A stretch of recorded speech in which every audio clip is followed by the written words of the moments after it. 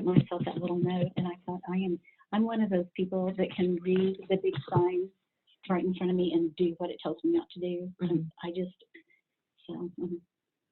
I have to like put my car keys like next to things I'm going to take to work because I will leave it on the counter. And that's, I'm that person too. And I used to be the person at work, at school, if I had something in the fridge I was supposed to take home, I put my keys on it in the fridge. So I left a bunch of food I was supposed to take tonight because I was going to pack lunch since I'm going to be spending the night in St. Louis, and I left it all at school. So yeah. I'll have to get it Monday.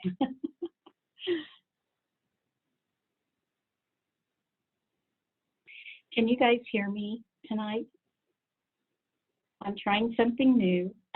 Dr. St. John, who teaches here and does Zoom with a group, she's had a hard time with sound with her computers, and she calls in with her phone. And she said it seemed to be a clearer, you know, it makes the phone your microphone basically, and it seemed to be a clearer sound for people. So that's what we're going to try, so you guys can give me some feedback at the end of the evening on how that worked.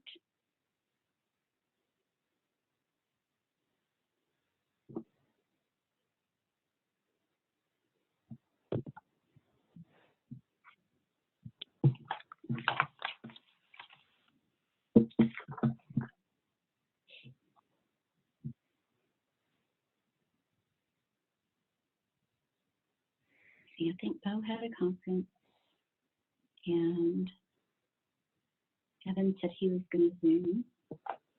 Casey had book meeting. John had said he might be late because of his meeting, but now he's sick.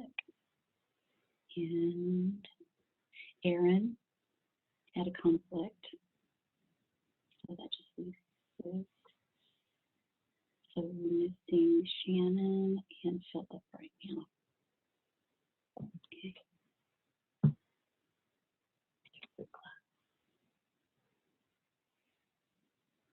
I don't have anybody waiting to come in, do I? I don't think so. I need to look at my settings so that you guys don't have to sit in the waiting room waiting to come in. We'll give everybody a couple more minutes and then we'll go ahead and get started.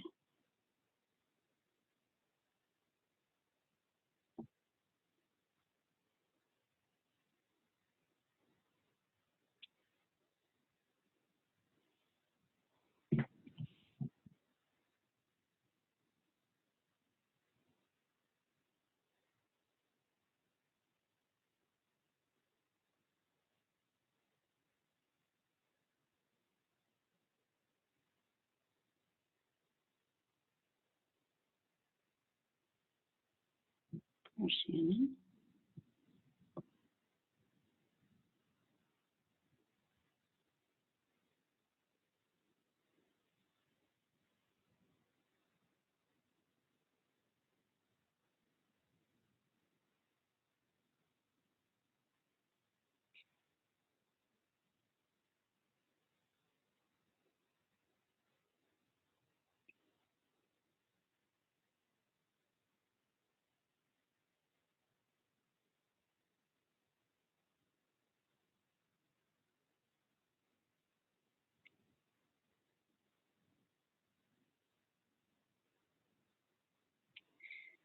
Okay, guys, I think we'll go ahead and get started. I'm recording this session and I'll download it to a YouTube file when we get finished this evening. I hope everybody's had a good week. I know we've got folks with other obligations, and we've got some that are not feeling well tonight, and also we'll have this recorded for people to be able to look at it when we get done. Did everybody have a chance to read through chapter 3 and listen? And did you have time to see my PowerPoint thing that I sent?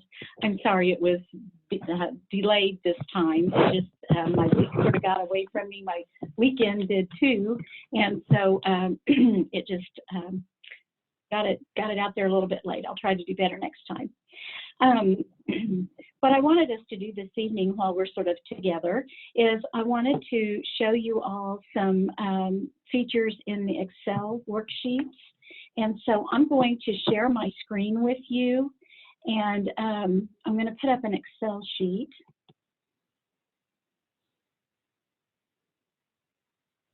And I've entered some data on it. I've put in 30 data points, similar to what I've asked you all to do. I only have one data set, and so you can take a look at your data sets, practice this with yours, and you'll have the video to refer back to also on the steps that I'm going to take, because I know it's difficult for you to try to open these files on your computer while we're Zooming and be able to see what I'm doing and try to do something on your computer too. So the first thing that I want to do is to show you how to download the data analysis tool pack. When you're on a screen, an Excel screen, if you go up to File in the top left-hand corner and click on it, this is where you go if you want to print or open a new file or whatever. When you click on that, your screen will look like this, and you'll have this column on the left with some choices. And what we want to do over here is, let me see, on mine, I want to go down all the way to the bottom to Options. And I think that that's probably what yours will say as well. And you click on Options, and you get this box that you can take a look and see what you want to do. What we want to do is an add-in. And so in this column here on the left-hand side, when you scroll down, you'll see add-ins right here. I click on add-ins. Maybe need to double click it. It may just be it's going slow.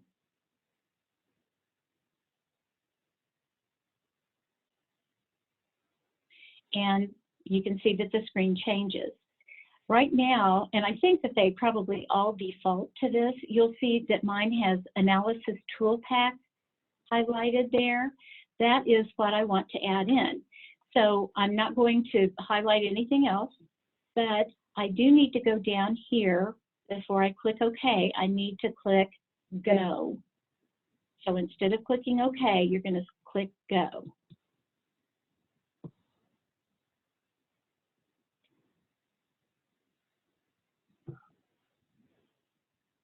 Once you click Go, then you get a much smaller little box. And you'll see in this box there's some check marks, and then Analysis Tool Pack is highlighted. You will definitely want the check mark in Analysis Tool Pack. If Analysis Tool Pack VBA is check marked, that's fine. And then just click OK. And then that screen is going to go away.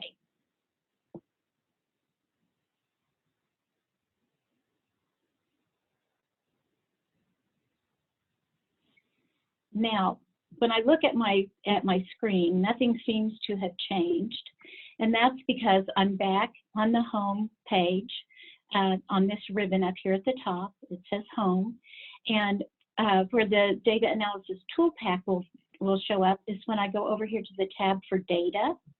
So I click on Data, and over here at the right, at the right of my screen, on the bigger ribbon, you'll see Data Analysis, and that's where it's put the Data Analysis Tool Pack. So can everybody see where that is?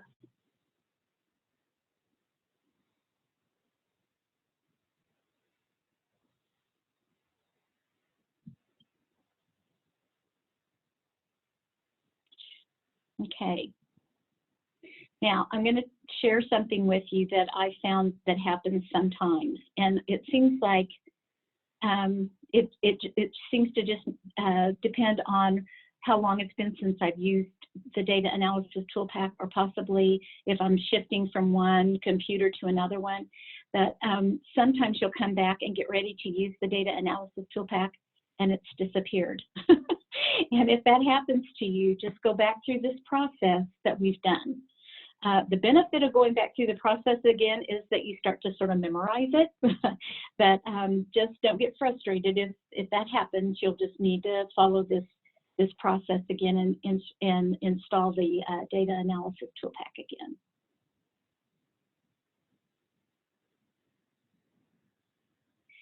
I know that this feature works for, I talked to you about the full package of the Excel. When you're using like Excel 365 or, like the OneNote, that version, I don't know that it will work. Used to it didn't. It might now, because they have, it's been a few years since anybody's tried to use that I've been aware of, and so they may have corrected that. And this was the other thing that I had told you all about in the past, that on the MacBooks or Mac computers, sometimes we had a hard time getting that to add in on the Excel that is loaded onto those. That also may have been corrected. If you have trouble with that, let me know, and I'll see who I can find that might be able to give us some answers. Or you might check with your tech people at school. They're a whole lot smarter about technology than I am, and so they might be able to help you with something. Okay, is everybody with me? Do you have any questions? Everybody's good? Okay, so I want to show you what we're able to do with this.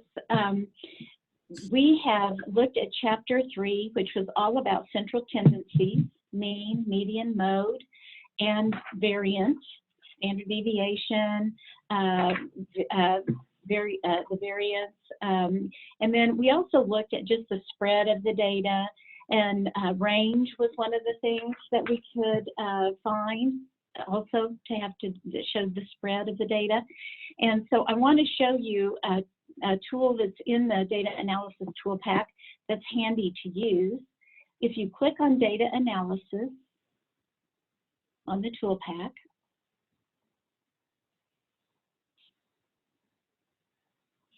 moving slowly, this box pops up here, and you will see there are several different types of statistical tests that you'll notice from ANOVA. They're in alphabetical order. ANOVA, there are 3 types of ANOVA tests on this. Correlation, you can find covariance, descriptive statistics, and I'm going to just scroll down, and you can see it goes all the way down to a z-test. There's t-test, regression, several different things. We won't use all of those things here in our class, but they're there if you need them for some other purpose. Tonight, what we're going to look at specifically is the descriptive statistics. And so when I highlight descriptive statistics and click OK,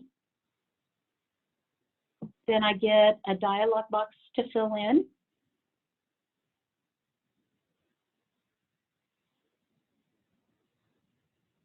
And what we are going to look for in this, we're going to be looking for summary statistics.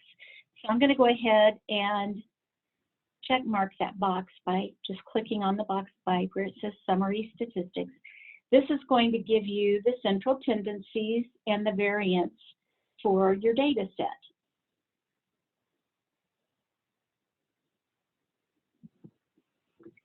I also have put a label in the top box of my column over here. I'm calling this just sample data. And so I'm going to check mark the box that says labeled in first row.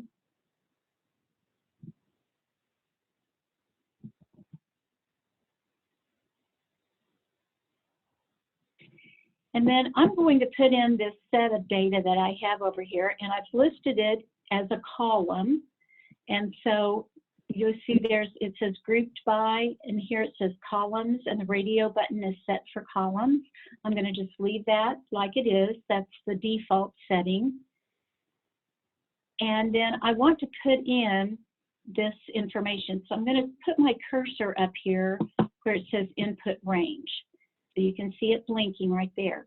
And then I'm going to come over here to my data, and I'm going to highlight that data all the way down to the bottom, and then let go.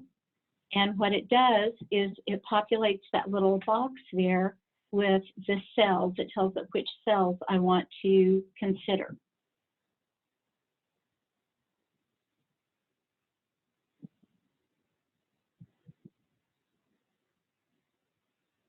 Now, the next thing that I'm going to do is I'm going to tell this tool where I want them to give me my results. You can have the results put on a new worksheet, which would be another page in your workbook, your Excel workbook. But I like to have my data analysis show up right next to my list of data. So I'm going to click Output Range Radio button, change that. And now this box up here on the top has opened up to be white. I'm going to set my cursor in there before I do anything else. By putting my cursor in there, when I click on a cell over here, it is going to enter that cell value in where the cursor is. So I'm going to choose this cell right here. You can put it wherever you like, but I'm going to put mine right there. I only need to click the one cell. And to find the descriptive statistics I want to find, I have marked everything that I need to mark for that purpose. And so I go over here and click OK. And I get all of this data that pops up here. You'll notice that my labels up here says sample data. And then you can see some of the words along the left-hand side. Now, one of the things that you can do to open this up and make your chart a little bit larger, and I may have talked to you about this before, I don't remember, but you can put your cursor right between the two columns that you want to expand and double click, and it will open the column up as wide as it needs to be to have the full values and the full words, okay? So we read chapter 3, and we looked at all of the mathematical arithmetic and stuff and the different charts and, you know, this part of the equation you solve, and then you do this part, and you do this part. Excel's done it for us, you guys, so we can just take a look here. As long as I've entered all my data properly, you know, I think we talked about that old saying, garbage in, garbage out. Computers are great at computing as long as you put the right values in to begin with.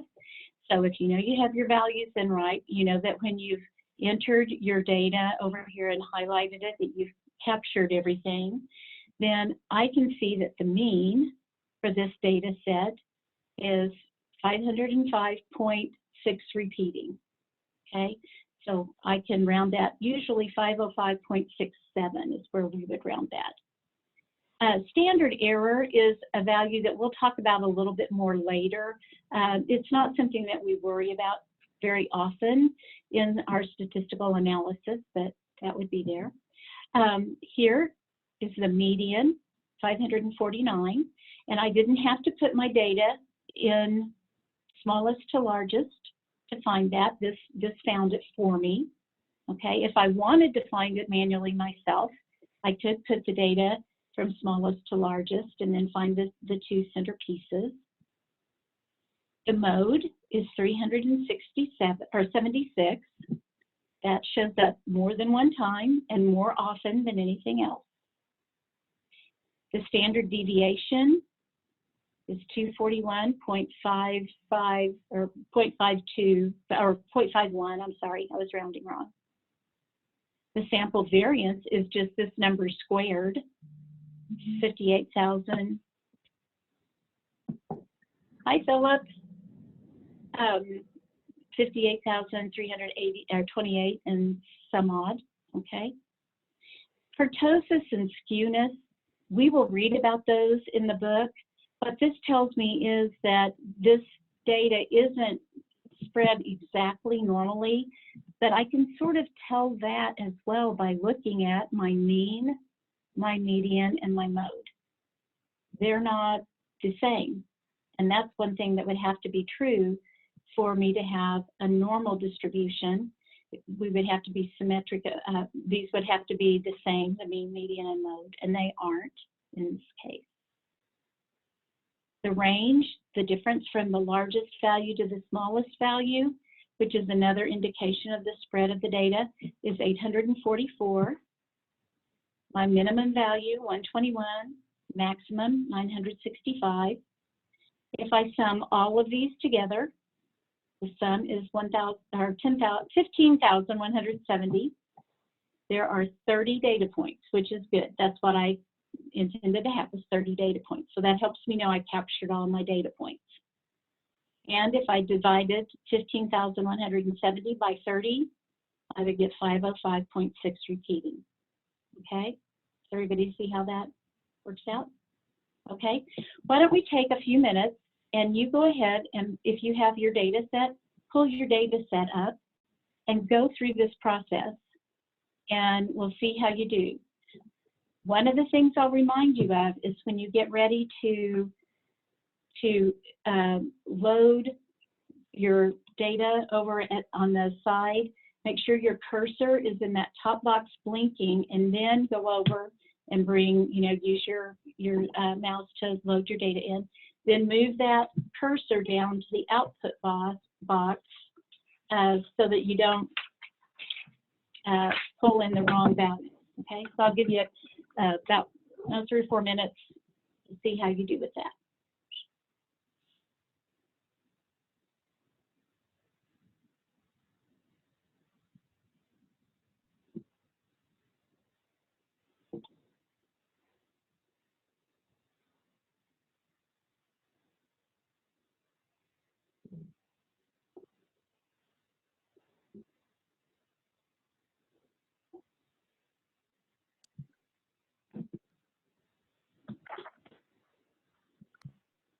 Dr. Grover? Yes. Would you mind showing me how you started the very beginning? Because I was pulling up my data and I saw everything else and took some notes, but I didn't see how you got from the home button when you first started before you went to the data analysis. And I don't know if mine's just not updated because mine doesn't look have as many options as you have in the top of yours. Okay, let's take a look. So what I did to load that data analysis tool pack, I went to File. Okay. And oops, sorry, I clicked it too many times. And this is what my screen looks like. Over on the left-hand side of your screen, do you have a column like this with some different options, like where your print would be? Hold on 1 second. Okay. I have mine pulled up, and when mine is open, unless I open it all the way, and then I can't see what you're doing. Mine says home, but it doesn't show me the file. The file button will be at the top of my actual Mac instead of. Okay. Okay. So when you see home, let me close it. Let me close it all the way, and I'll open it back up and see if that helps. Okay. Okay, so when I open mine up, mine doesn't have all the options yours does. It says sign in, it says new, recent, and open. Hey, Ashley. Yeah? Go up to the top where it says tools on the very top, bar across the top of your Mac where it says tools, Okay. and then go to the very bottom where it says Excel add-ins. Yeah, mine's not highlighted. Does it give you the option to click analysis tool pack there when you open that? At the bottom where it says Excel add-ins, it's not highlighted, like I can't click on it. Oh, it's not allowing you to click it. Okay. That's where I was able, I didn't know how to do it either. I just happened to find it there and it allowed me to turn it on there, but okay. So it's not, it's just like, it's like faded out where you can't click on it, huh? Yeah. That's been, it might, I don't know if it has to do with the version of software that you have or your operating system on yours. I'm not as familiar with the Mac. I've always used, I call them a PC. I don't know what you call the ones that aren't that just, straight old computer with the Excel Office Excel put in there. So that may be something that you want to see if there's a computer available to you to use at your school or something like that to be able to get that done. What version of Word or of I can do it Office now. are you running? I can do it now. Okay. Okay. Yay! I have a question, Dr. Grover. Okay. It said input has no numerical value, so I've skipped a step somewhere. Okay. Let's go back. I'm going to go back to my other screen. I think it was, did you click on the cell box?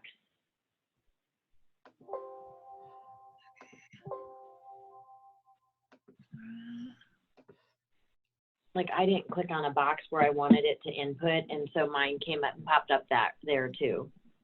Okay. Do you understand what Nicole's asking you, Tiffany? Oh, I'm sorry. So, Nicole, can you say that again? Oh, did you click on like the box where you wanted it input, like over next to your column? I did. I just chose a random cell, and then I clicked OK, and it just said input had no numerical value. Okay. Did you put in your data from your column of data? You Yes. entered that? Okay. Yeah, Let's I'm go. starting over I'm gonna- here. I'll go back. Let me just do this again. What's going to happen? I'll open this up and it'll have this information. Okay, so this is what mine looks like. All these pieces filled in. So we have, is yours set up similarly? Yes, it looked just like that. It had same type of symbols and everything in the input and output. And then Okay. when I would click OK, and that's just what it says. You have summary statistics checked? I do. Okay. And labels in first row. Well, you've got labels in first row on yours. I do. Okay. Let's see. All I can say is cancel it Okay.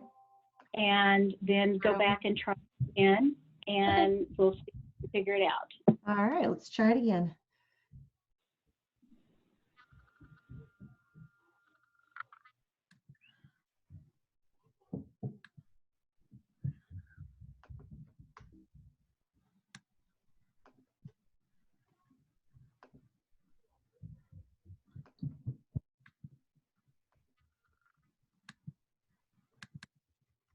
If you were able to get if you did your first data set and got your mean, median, mode, and so forth, then take your second set and do the same thing. And that way you can do a little comparison just by looking, you know, what are the means and are you seeing some similarities or differences in your two data sets. You'll have two different boxes.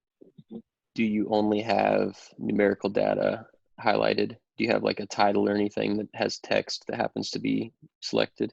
No, I just started on the second Or just row. the numbers? Okay. Okay, you know what it may be then? Because if you didn't highlight your label at the top, then you don't need that box checked. If you only highlighted. Oh, So okay. try that and see if that's the difference. So go ahead and highlight the first row that's labeled. Uh-huh. Okay.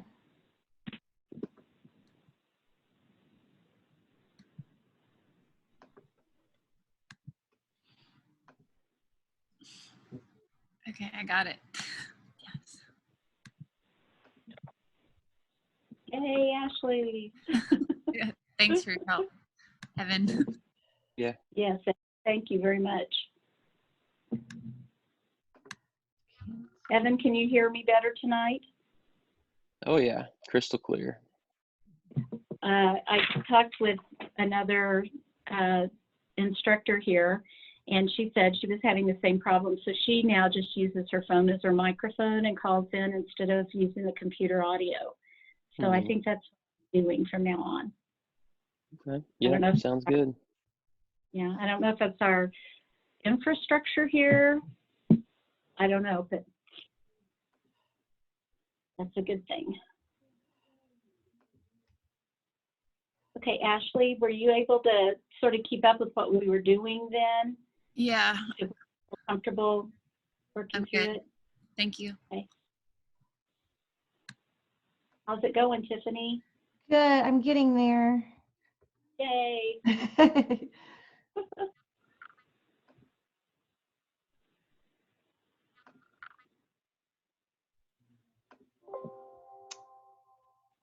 Dang it.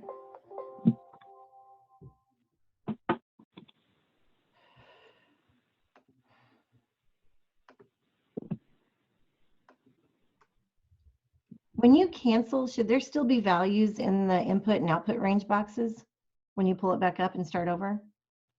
There may be. Did you delete what you had before? I did. Yeah, I did. I just wondered if that was That can okay. happen. Okay. And you should be able to just override those when you put your cursor in.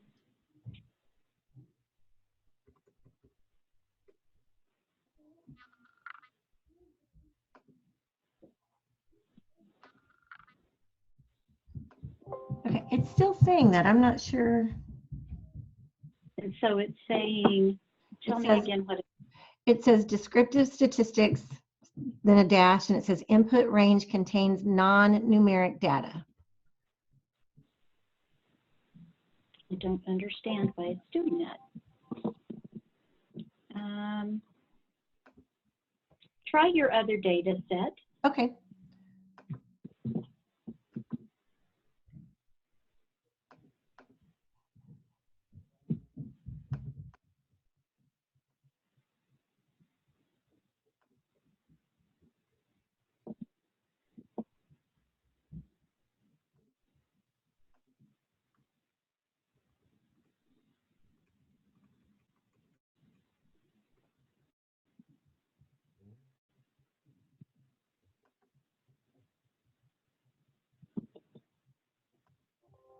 It still says that.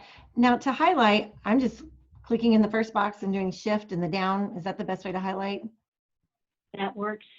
Okay. Yeah, that works fine. Here's what I am wondering, since it's saying that about non-numeric data, if you would highlight your column just at the top so that the whole, just click on the right click the letter.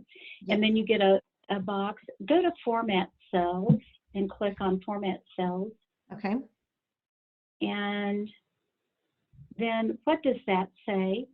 Well, under category general is highlighted. Huh? Under category, the word general is highlighted. Okay, that should be fine. That's how mine is. If you change it to number, just try that and see if it'll, because I'm looking online and it says that for whatever reason, some of the cells might be picking up that it's actually text instead of Okay. numerical. So I don't know if that will fix it, but there's a longer fix that I don't want to suggest yet. But this doesn't work. Let me try this again. Yeah, that might not be one to do right now. That might be better with somebody sitting next to you, right? Yeah, it's a little lengthy, but it's just saying it is a common error, it looks like, from what I'm seeing. Okay. Well, it's good to know I'm not the only one that has this issue then.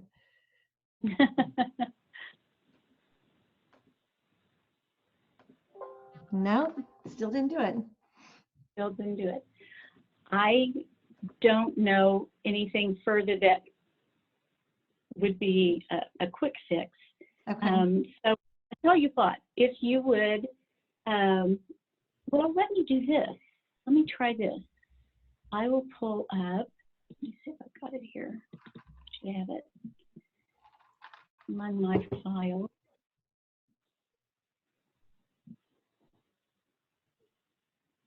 This isn't going to be the way I want to get it though. Let me go at it from a different direction.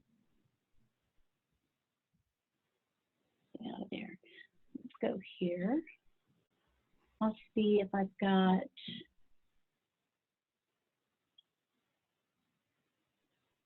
let's see if I had,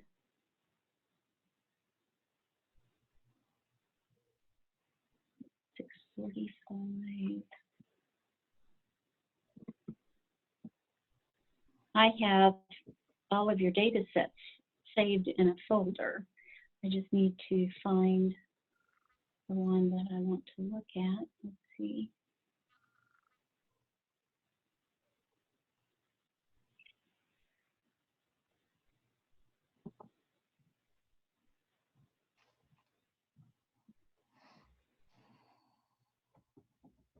Maybe I have it on my desktop. I was going to say maybe if I open the same file, we can take a look and see if there's something else that might be. Click on the top cell in that column that has numerical data in it, and then just look on the on your actual like formula bar where it shows like it could be, it should just be numbers, but I think there could be like a comma at the beginning or some. Okay, now that Formula. you, remember when you told me to go in and change it, to click number and see what it does? Yes. So now when I click in cell number A2, which is my first numerical data, Right. it has like a little, warning box. And it says, and when I hover over that, it says the number in this cell is formatted as text or preceded by an apostrophe. Yes. Okay, Yeah. so just delete everything in that cell and replace it with whatever the exact number is that you're seeing. Just retype I it. think can you guys still see my screen? Mm-hmm. Look, this is Tiffany's data, the way that I have it most recently. Do you see that, Tiffany? Um, You have these little green triangles. all I see is, We're seeing your homepage right yeah, now. I don't see. You're seeing my home. Oh, I need to share this screen with you. Sorry. Let me stop that share. And I forget that it doesn't go with me to what I want to share with you. Let's share. And there's Tiffany's. Okay. So what I'm seeing here, these little green triangles are telling me that this data is linked to something else. And so it's probably, you probably pulled this from another tool or something. Is that right? I Prepared it and sent it to you? maybe I copied it. I might have done it in another spreadsheet first and copied and pasted it for you, maybe. Okay, okay. And I think it's carried over some other formatting. So let's see if I can remember where to do that. You can clear formatting sometimes. Sometimes if you clear formatting, you lose your numbers. Do all of but- your cells do the same thing that you're describing with the apostrophe at the beginning? Or is it just that one? No, all of them do. Okay, so yeah, that's the issue. It's just a matter of Mhm. getting them all to numerical format. So basically, if I just Um, go in and retype them all, will that take care of it? I Yeah, think if you it go- will, but that's the longer process. Well, You know how Evan suggested that you go to the top? Well, we had you right click and go to format cells, yes. and you get those choices. On the far right is the word protection. There's a tab protection. Go to that and click on it, and I think you'll see that your column is locked.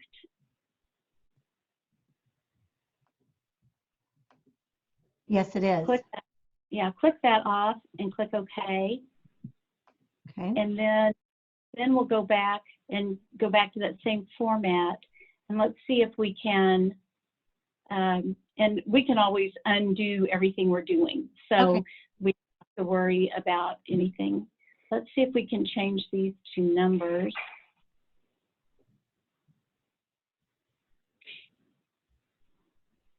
Did you want me to do something after I checked locked? Yeah, then click OK. Yeah, I did that. Okay, and then go back to the format cells thing again and go back where it said general and go down and choose number. We'll see if that's going to help. But that's what the problem is. There's some kind of condition on this that's interfering with the work that you want to do. So we'll figure it out. If nothing else, as Evan said, you can go in and open a new spreadsheet, print off the one you've got, and enter the data just by numbers by hand. Okay. And go through I wouldn't even open a new one. I would just create it. I would just click on a new column so you can see it right there in front of you and retype it all the way down and then just delete the initial Yeah, column. that would be, Okay. that'd be, I'm going to try to do this now and we'll see what happens. Let's turn that off. I'm doing the math one because that's just the one that was supposed to that shows.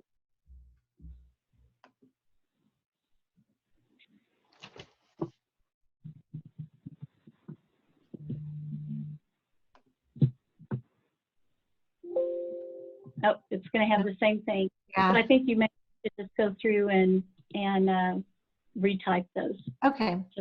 But you've been through the process several times, so you'll remember how to do that. I have it memorized now. All right. Sorry for holding everybody up. There's always a silver lining, right? That's right. Okay. All right. So let's have a little discussion. Anybody else having any problems? Were you able to do both of your data sets? Okay, good. Okay, I'm going to go back where I was. So I'm going to, let me see, I think I have to stop sharing this one and go back to my other one. Hello, everyone, again.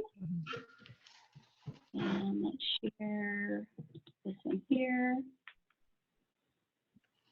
Just to take us back. Oops, that's not what I wanted. Let's go back here. Okay, that takes us back where we were.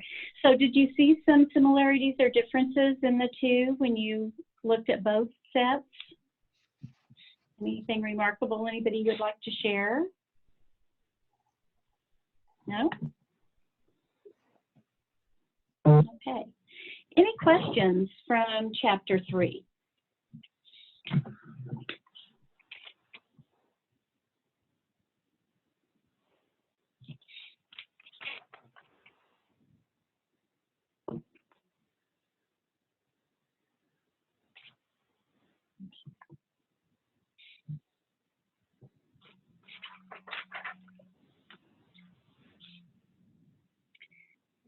I have a question. Is it Okay. key for us to memorize all of the symbols that are used for different things? I would say that there's not a need for you to memorize them. I think it's a good idea. And when we're talking about symbols, I guess I should be sure to know if you're talking about like the symbols like that X bar is the average of a sample, where mu, baby mu, is the mean of a population. You don't have to memorize those things as long as you have access that you can get on the computer and look up what that stands for, or go back to your statistics book and see where those are. As a matter of fact, there are tables in your statistics book that will have what those what the letters called or the symbols called, and then what it stands for. So I don't expect you to memorize those.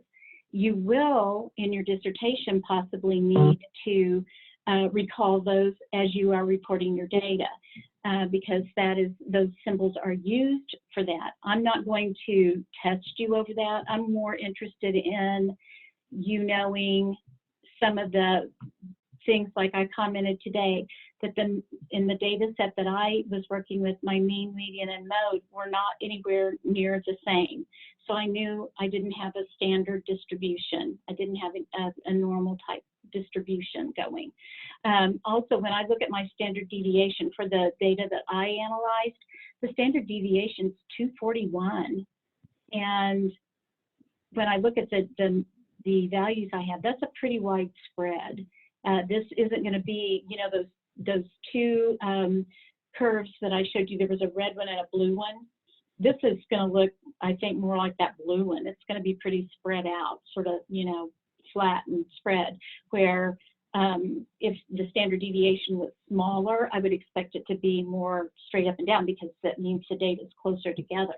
And so that's the kind of thing I want you to come away with, is looking at the numbers without having to look at the graph and knowing what the graph would probably look like, close to what it would look like, and to be able to compare, like your two data sets. If the standard deviations are very different, then on the one with the smaller standard deviation that your data is more closely, it's more densely packed, where if it's got a larger standard deviation, that means it's going to be spread across a broader area. It's not going to be so densely packed. So those are the kinds of things that I want you to be getting out of it for our class. I also am very interested in knowing that you guys are able to manipulate the Excel spreadsheet too, because that's going to save you so much time. And these are the things that all of you can use over time in a lot of different situations that I want you to be able to do. What is this data that you are using that has such a large standard deviation? Like, why is the rate? Why is there? You're asking what data I'm using? Yeah. It's not. It's nonsense data that I just entered. Okay. So like mine, since it's ACT test scores, I mean, my standard deviation is on the pre-test, it is like 4.19, and on the post-test, it's 4.71. So that would make more sense when you have a limited range of numbers from, say, 1 to 36, like this would be. Correct? Yes. So the range of your data values will make a difference on your standard deviation. Now, if I had possible values to range like I do here, but I ended up with a standard deviation of something like 4, then I wouldn't have ranged across all those figures. You know what I'm saying? Right. Like for the assessment, you're talking about 0 to 36 or 1 to 36 is pretty broad. With a standard deviation of only 4, that's telling me that data is staying fairly narrow and close to one another. Right, and that is true. Yeah. Yeah, and that's what I would expect on both of those. So that's showing that you've got a pretty nice assessment that's pretty well, it's going to be pretty reliable and valid for you as you go forward using it. Okay. So those are the kinds of things that we're looking for. And that's a good question. Yeah, I just made up some nonsense data to work with. So I was not sure if it was like something specific that would be so wildly, different. Right. No, not at all. Okay. So, okay. Well, this sort of leads me into the last little bit that I wanted to talk with you guys about tonight, and that's what's happening going forward. If you look at our class schedule, we are not at the chapter necessarily that I had down that we would be at for this point in our class, partly because I wanted to take time last week to really look at that paper and discuss some of the things that we noticed as we were looking at it, because that is really where you're going with this class, is to be able to do some analysis and write about it and make sure that it's clear for your reader. And I just felt like we needed to do that. So we have discussed through chapter 3. We've done some work with that. And this coming week, we will not meet. We will have an exam. And I will send the exam out to you by tomorrow evening at 5, and you'll see this in your Canvas. What I'm going to do is send you a data set, and I'm going to ask you to do some type of graph with it. We've done that in our class. I'm going to ask you to find the descriptive statistics like we've done here. I may ask you to copy the data set and paste it into another column and then sort the data from smallest to largest. We've done that. These are some of the skills that I want to see that you can do. And then I'm going to ask you to save that sheet, that Excel file, put your name on it, and email it back to me. I do not want this one uploaded to Canvas. I want you to email it back to me. And then I will score those, and that will be due, I think I put the 27th. Well, really it would be the 26th is our class meeting. I want it done before midnight that night. Dr. Grover, and- what did you say that needs to be? What needs Okay, to be done I- to submit that? By midnight of the 26th. So midnight of next week. What is it? What is it we're submitting? Sorry, I was The drifting. exam. The exam. I'll Okay, got it. Okay, and so I will be sending it by 5 o'clock tomorrow evening, and I'll have the prompts, or I will have the description and everything. It'll all be on the same sheet of an Excel worksheet, and I will try to put my requests there so that you'll be able to do all the work on that same sheet Got it. I Okay, like- thank you. that way. So, and then I have an assignment for you for the 4th of March that's in the Canvas as well, which is to read chapters 4 and 5. Chapter 4 is on probability. A lot of our statistical theory is based on theories of probability, and then we take some of them can be pretty complex. Some of them are going to seem very natural. When we play games, we play the lottery. I mean, there are a lot of, the weather, which lately they're not doing such a great job on that. We know that probability means there's the chance it's going to happen and the chance that it's not going to happen. And so I want you just to read through that. Some of the mathematical part of that is pretty complicated. The more variables we add into a situation, the more complicated it becomes. And I really, from that, I want you just to come away sort of with an idea of all that goes into the statistical tests and things, the depth of thinking that goes into determining the tools that we use. Then in chapter 5, there is it's a discussion of discrete probability, and that is where we sort of join probability with the discrete functions and so forth, and then statistics. It's sort of making a link there.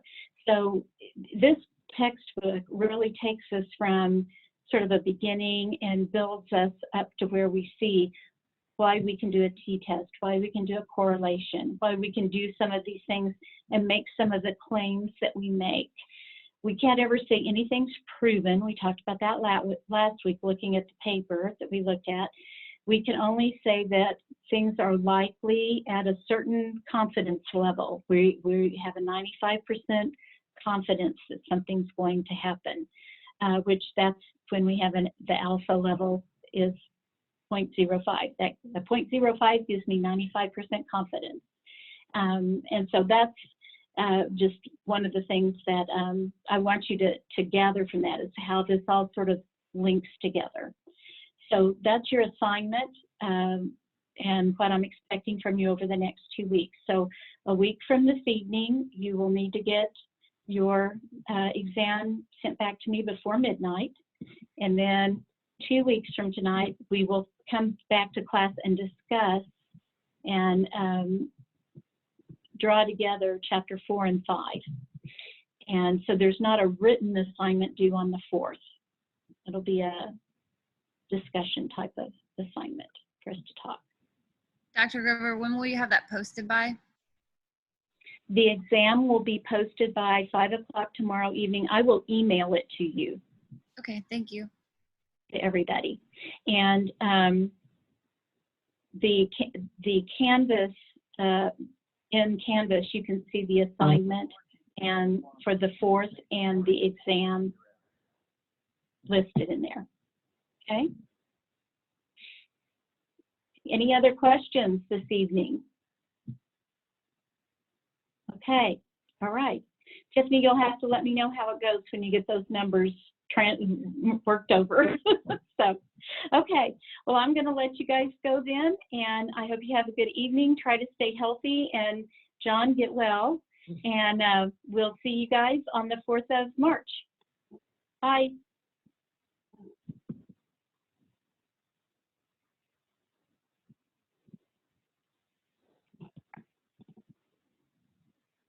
I never knew Excel could do so many things. Oh, it's amazing.